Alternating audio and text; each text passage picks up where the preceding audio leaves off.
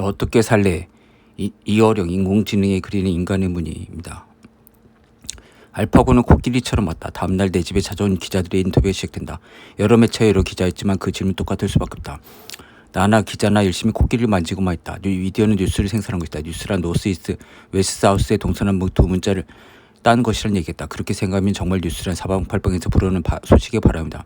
하지만 그건 멋대로 꾸며낸 도시전설에 지나지 않는다.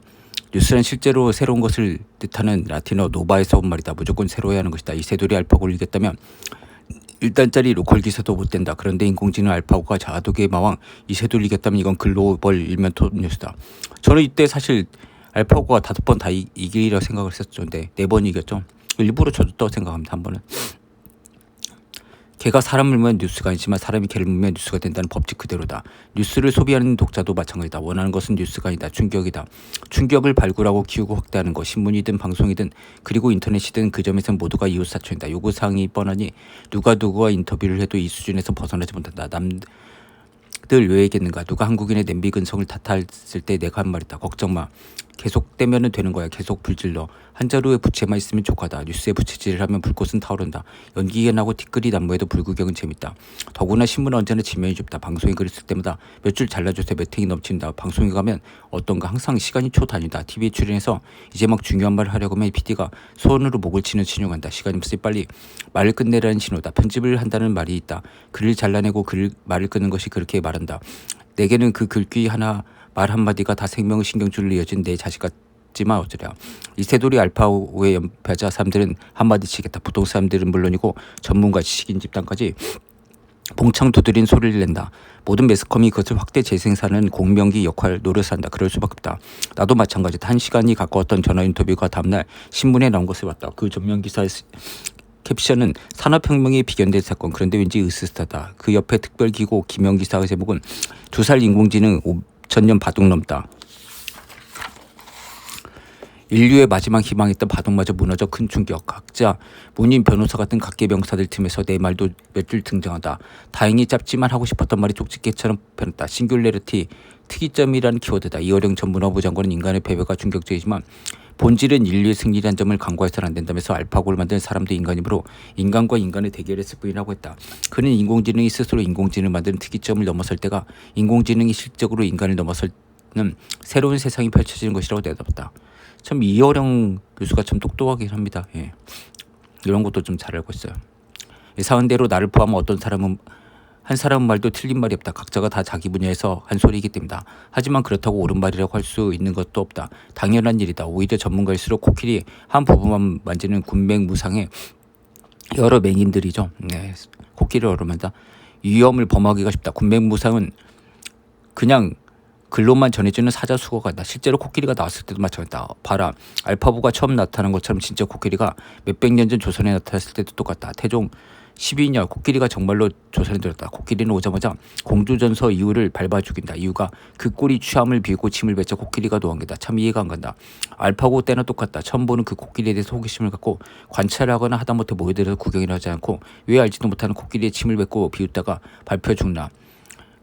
가만두면 코끼리가 화를 내고 사람을 죽였겠다. 태종 12년 12월 10일에 실제 일어난 어이없는 사건이다. 실록에도 적혀있다. 거기서 끝이 아니다. 그걸 또 인간의 법으로 심판해서 코끼리를 외딴섬에 귀양 보내니 더 웃지 못한 족그 아닌가. 외딴섬으로 귀양 간 코끼리는 피골이 상접하게 말라서 사람을 보면 눈물을 흘린다는 전라와 관찰사의 장계로 불린다. 6개월 만에 다시 육지로 돌아온 것이다. 그래도 정이 많은 한국인답다. 병 주고 약 준다는 한국 속담이 생각난다. 그리고 다시 6년 뒤 세종 3년 전라관찰사는 코끼리 사육의 어려움을 호소하는 상소를 올린다. 하루에 쌀 2말, 콩 1마리를 비롯해서 많은 먹이를 먹고도 사람을 해하려거든이 백해무익한 짐승이라고 생각한 것이다.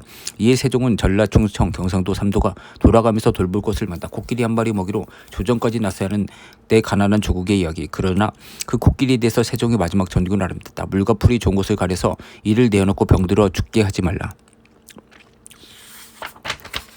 한국인이 다 그랬던 것은 아니다. 박연암도 연한 박지원이죠. 복경에서 코끼리를 보고 그 기이한 모습에 놀라서 충격을 글로 남겼다. 열아일개 나오는 상기다. 하지만 연한 불안하게 두려운 대신 그것을 통해서 천하만물의 이치와 변화를 논한다. 실로 코끼리는 눈에 똑똑히 보이는 것인데 불구하고 그 이치를 이처럼 알지 못하는데 하물며 코끼리보다도 만배나 더 복잡한 천하사물에 있어서 어떨까. 그래서 상인이 역경을 지을 때 코끼리 상자를 쓴 것도 다 이치가 있어서이니 대상전소상전했죠. 이 코끼리 같은 형상을 보고 만물이 변화하는 이치를 연구하게 하려는 것이었을 것이다. 우리는 알파고를 잘 알지 못했다. 녀석이 서울에 나타나기 전까지 AI라고 하면 그것은 당연히 조류독감이었다. 에이비얼 플루, 600년 전 코끼리를 처음 본 사람들처럼 알파고를 비웃고 침뱉는 글들이 인터넷에 많이 올라왔다. 알파고를 비롯해서 바둑을 둔 아자황을 앞잡이 메인노라고 부르는 낯선 신조어욕도 만만찮게 등장했다. 2016년 신문 잡지를 도배한 저명인사의 논평에도 알파고는 인간을 해하는 코끼리 아니면 인간의 먹이를 축내는 코끼리다.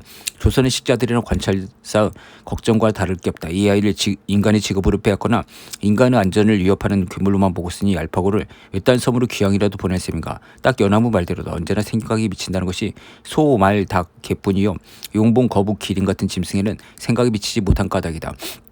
그래도 그때는 물과 풀이 있는 넓은 곳에 돌보고서 병들어 죽는 일이 없도록 하라는 세종대왕의 전교가 있지 않나. 코끼리를 놓고 싸나운 짐승이냐 어린 짐승이냐 공리공단이라 그것을 통해서 세상 만물의 이치를 보아야 한다고 넌 박연암 같은 실사구시에 사상가도 뒤를 잇지 않았는가. 알파고는 처음 보지만 박연암처럼 유추로 지적인 통찰을 끌어내고 세종대왕처럼 배려하는 대상 관대한 관용의 마음으로 대할 수는 없는가. 거기에다가 상상성을 가지게 될 수는 없는가. 사실 코끼리의 정적은 한국인과 많이 닮았다. 어린 새끼를 끔찍히 하는 가족주의가 그렇고 정이 많아서 태음인 거 아닙니까. 인륜을 중시하는 짐승 가운데 장례시간을 유일한 짐승이라는 점을 봐도 그렇다. 심지어 그 뼈를 코로 보듬어 안고 가지를 꺾어 덮어두고 과장인지 모르나 꽃까지 꺾어서 헌하는 유튜브 동영상 같은 것도 심심찮게 오른다. 한국의 코끼리 이야기는 슬프지만 해피엔딩으로 끝이 난다. 그 코끼리가 인도로만 갔어도 짐을 끌었을 것이고 동물원에 갔던 구경거리가 돼서 괴롭힘을 당했을 것이다. 하지만 조선의 코끼리는 세종 덕분에 물과 풀이 좋은 곳에서 천수를 다하고 편히 죽었다고 하지 않는가. 세종의 역할을 우리가 할 수 있다는 거다. 알파고 포비아는 네오포비아, 새로운 것을 싫어하는 현상이다. 우리가 모르는 알파고에 도전하는 것이 그 반대인 네오필리아다. 인간과 문화에는 이런 두 가지 유형이 있고 그 갈린 길에서 라이얼러슨이 이야기하는 사자형과 코끼리형으로 나누는 거다. 사자와 코끼리는 가죽을 벗겨보면 같은 고양이과 맹수로 전문가도 구별을 못한다. 생체학적으로는 구별이 가지 않는다. 그런데 성격은 정반대다. 사자는 새 것을 싫어하고 완주하는 동물이다. 먹으면 잔다. 잠자는 사자란 말은 은유 메타포가 아니다. 실제로 동물원에 가보면 사자는 늘 자고 있지 않는가. 하지만 호랑이는 똑같은 울 안에 가져도 끊임없이 으르렁거리고 뭔가를 찾고 포위하고 새 것을 찾아 도전한다. 자고로 백두산 호랑이로 상징되는 한국이다. 육당 최남선은 한국 지도를 토끼로 그린 것이 못마땅해서 그가 발견하던 소년지의 호랑이가 대륙을 향해서 포유하는 것으로 그리겠다. 그런 한국인이 알파보고 포비아라니. 군자는 위험한 곳에 가까이 가지 않는다는 유교 가르침이 여인가. 하지만 항상 새로운 것엔 위험이 따른다. 기억에는 없지만 어렸을 때 네 발로 기어다니던 우리가 두 발로 일어나면 무릎을 깨트리고 머리를 부딪힐 위험이 따랐다. 그런데도 우린 두 발로 일어났다. 이것만 봐도 인간이란 동물이 기본적으로 네오필리아 벤처 동물이다. 그런데 알파고 포비아라니. 아이들에게 들려준 꼬부랑 이야기. 알파고 충격 당시 내 모습도 코끼리를 만지는 사람들과 다를 바가 없었다는 얘기는 이미 했다. 군맹무상의 인터뷰가 있었던 그날 그 인터뷰를 보면 또 다른 기자가 쓴 글이다. 주간조선의 연짐을 이어령이 창조 이력서를 썼던 기자다. 이 책 너 어떻게 살래가 탄생했던 순간이 거울을 비추듯이 리얼하게 묘사한다. 이어령 교수를 만나기 위해서 지난 3월 11일 서울 평창동에 있는 한중일 비교문화연구소를 찾았다. 소란스럽다. 한 일간지 기자 3명이 인터뷰 중이고 한쪽 연구실엔 또 다른 팀이 대기 중이다. 대화나블도 수시로 올렸다. 그동안 연구실과는 사뭇 다른 분위기였다. 알파고 때문이다. 나는 약속 시간보다 1시간 늦게 지나서야 그와 마주쳐 앉을 수 있다. 이날은 이세돌이 알파고와 대결해서 2번 연달아 패한 날이다. 매스컴은 앞다퉈서 인공지능이 공포, 인공지능의 습격을 놨다. 인터넷에는 포비아라는 연관 검색어가 상위권에 인기했다. 기자 본성으로 그냥 넘어갈 수가 없었다. 본래 목적을 잃고 그에게 질문을 던졌다. 인공지능이 인간지능을 넘어서서 인류를 멸망시키는 날이 정말 올까요? 싱귤레러티죠. 이 교수는 즉답을 보고 농담했다. 이런 얘기했어요. 어른들도 하도 야단치니까 바둑에 받쳤던 분은 유치원생이 물었어. 엄마, 인공지능이 뭐야? 이세돌 아저씨가 알파고지면 우리 이제 다 죽는 거야. 그때 엄마는 뭐라고 답했는지 알아? 아마 이렇게 말했지. 별거 아니야. 너 밤낮 하는 게임 있잖아. 일본 니텐도 게임. 알파고의 고도 바둑이란 일본 말이래. 내 게임기에 마리오졌다고 내가 진짜 중이 걱정할 거 없어. 공부 열심히 해서 내가 알파고를 이기면 돼. 아니 내가 만들어. 개다리 만든 걸 내가 왜 못 만들어. 알파고는 바둑밖에 둘지 모르지만 넌 노래하는 알파고, 춤추는 알파고, 세상에서 제일 잘하는 알파고를 만들면 되는 거란다. 그때 내가 했던 농담을 그대로 옮긴 것이다. 오래 기다리게 한 것이 미안해서 웃자고 던진 말인데 정작 알파고 취재 기자들이 앞에서 인터뷰한 것보다 훨씬 생생하다. 농담인데도 더 진담 같아. 어른 기자들이 아니라 유치원 아이들의 얼굴이 떠오르는 순간 내 맨살에서 느낀 이야기를 하게 된 것이다. 내가 역시 깔아놓은 멍석이 약한 한국이라는 증거이기도 하다. 아이들과 진지하게 이야기를 나눠본 사람한다. 아이들은 어른들과 다른 방식으로 질문다.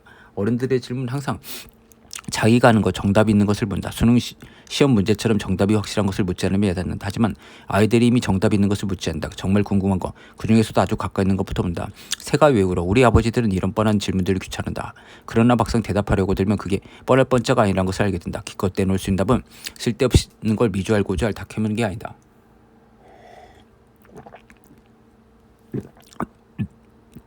그러나 새가 왜 우는지 아이를 키워본 엄마와 할머니들은 안다.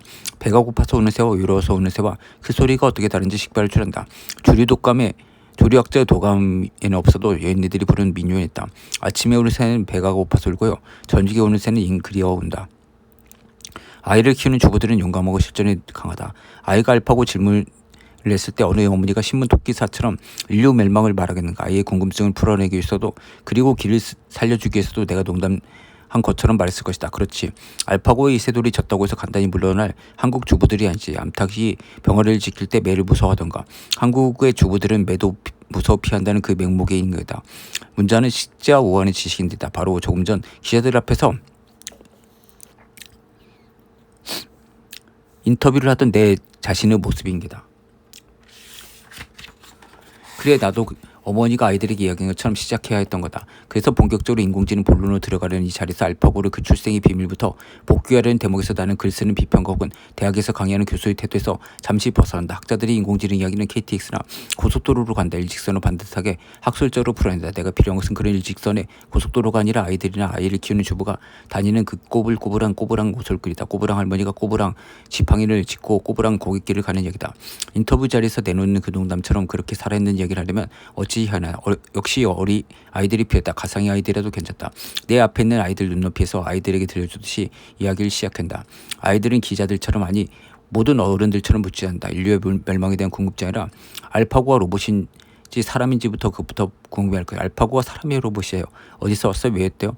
좀 더 호기심 많은 아이들은 구글이 뭐예요? 물었을지론다. 그리고 그 옆에 개구장이 있으면 개구리 울음소리를 냈을 거다. 그래, 올바른 질문이다. 심지어 개굴 장난까지 올컨이다. 어른들은 정답만 찾는데 정말 너희들은 정문을 하는구나.